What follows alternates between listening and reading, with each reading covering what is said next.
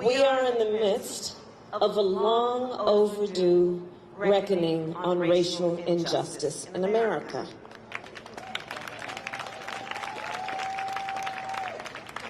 And on the one hand, you have Joe Biden, who, being a student of America's history, has the courage to speak the phrase, "Black Lives Matter."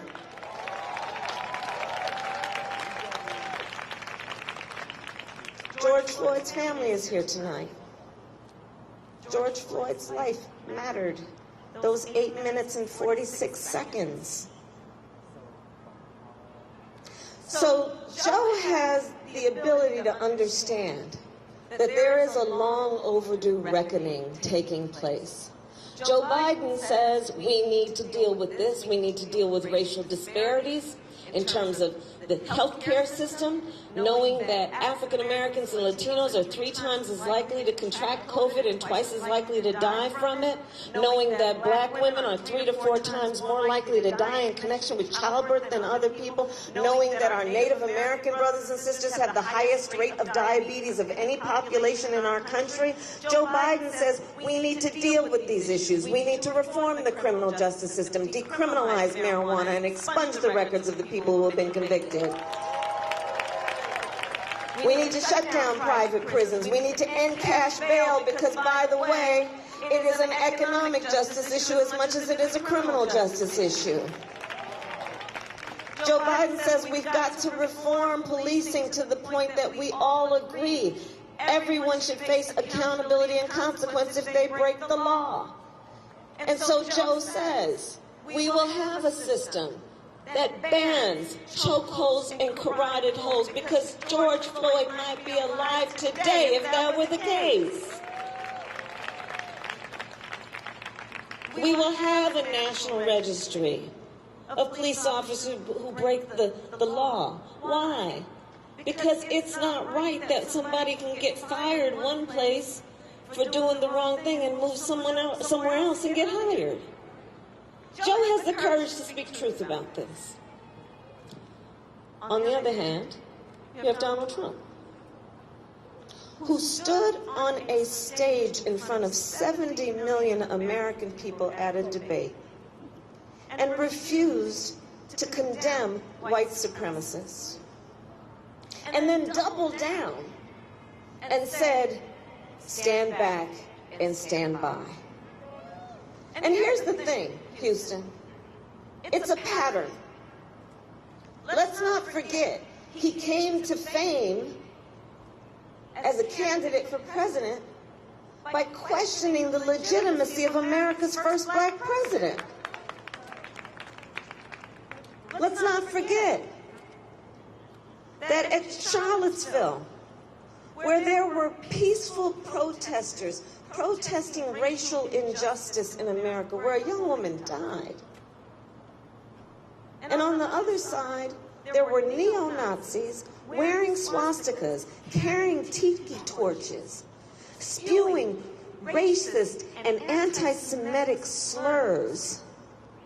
And when the President of the United States was asked about it, he said there were fine people on both sides. A president who called Mexicans rapists and criminals. A president who came into office and as one of his first orders of business put in place a Muslim ban. We are better than this.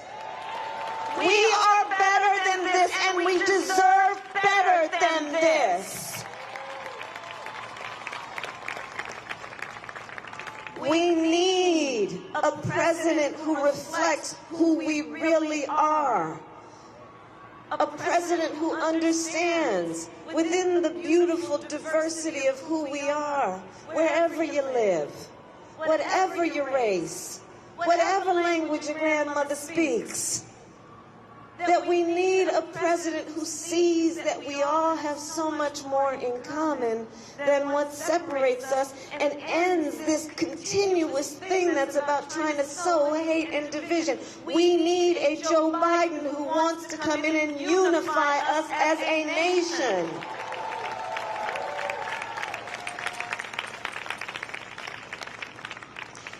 And then when we look at the crises, there is the crisis of this climate crisis, right?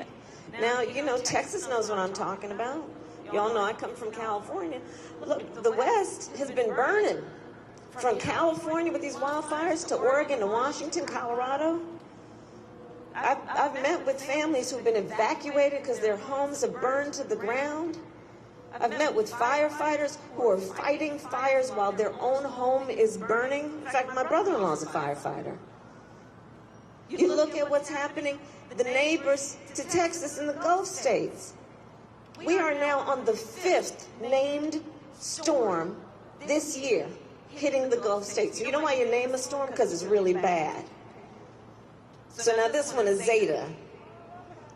With all due respect to my Zeta sisters. There you go. But it's a crisis, what we're dealing with in the Midwest. The storms have caused flooding to the point that farmers have lost a whole season of crops. And so Joe understands this. And Joe says, hey, we need to embrace the science. Like, let's deal with this. Let's deal with the fact it literally represents an existential threat to who we are as a species. Joe knows that if you deal with this in terms of investment in renewable energies and investment in the technologies that are about solar and wind power, Texas is one of the leaders, that you also invest in jobs, millions of jobs, good-paying jobs, jobs that will be the function of the training programs from the building trades, from the carpenters and the electricians. Joe knows that.